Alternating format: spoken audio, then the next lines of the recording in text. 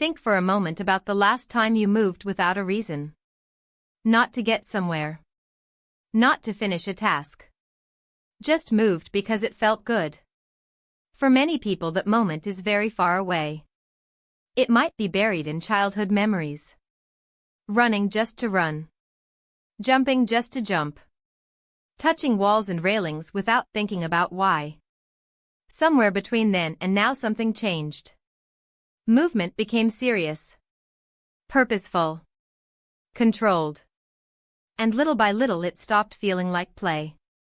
This idea sits quietly under the surface of many adult lives. We move every day but we rarely feel movement. We walk the same paths. We take the same stairs. We follow lines that were drawn for us long before we arrived. Cities teach us how to move. Sidewalks say walk here. Stairs say go up slowly. Railings say do not touch. Walls say stop. Over time the body learns to obey. The mind learns to switch off. We enter autopilot. We move without noticing. We arrive without remembering how we got there. On the surface this seems normal. Efficient. Safe. But under that surface something is missing. There is a quiet loss of curiosity. A loss of choice. A loss of relationship with the environment around us. The first insight is simple but easy to overlook. As children we did not learn movement. We explored it. We did not separate body and mind. When we saw a puddle we did not calculate. We jumped. When we saw a tree we did not ask permission. We climbed. When we walked on a curb we felt balance without naming it.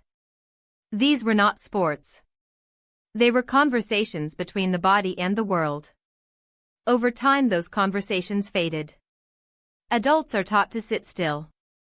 To move only when needed. To avoid risk. To avoid looking strange.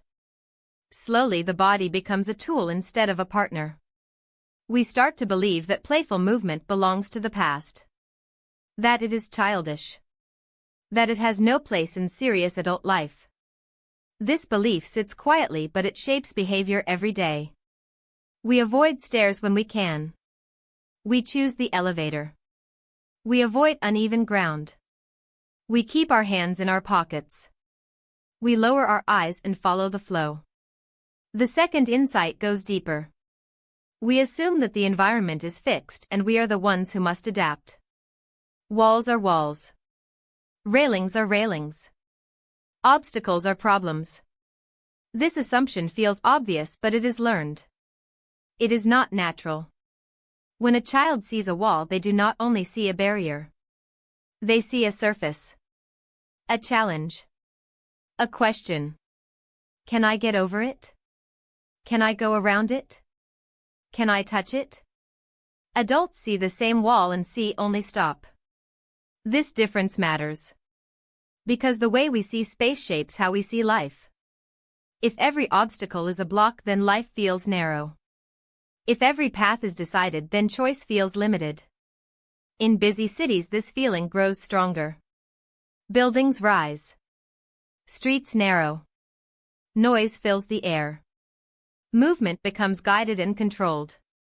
For someone sensitive to space this can create anxiety. The body feels trapped even if the mind tries to stay calm. Parkour changes the meaning of space. Not by breaking rules but by changing attention. A handrail becomes a balance point. A stair becomes a rhythm. A wall becomes a question instead of an end. The city stops being a cage and starts being a map. This shift is not about danger or extreme skill. It is about permission. Permission to engage. Permission to notice. Permission to move with intention instead of habit. The third insight looks at structure. Adult life is full of structure. Schedules. Roles. Expectations. These structures help us function, but they also tighten over time. Days begin to look the same. Routes repeat. Bodies adapt by becoming stiff not only in muscles but in thinking. We confuse safety with stillness. We confuse efficiency with meaning. Movement becomes another task to complete.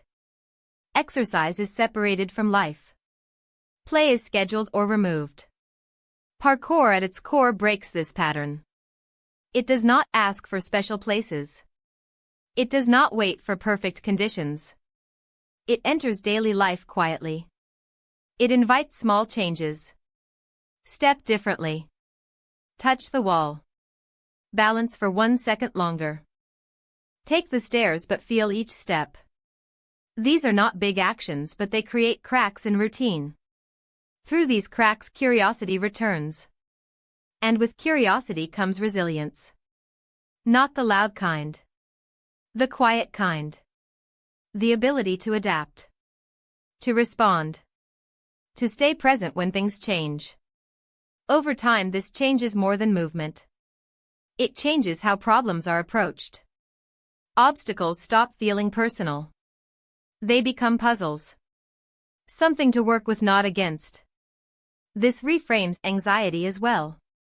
Anxiety often comes from feeling trapped or rushed or powerless.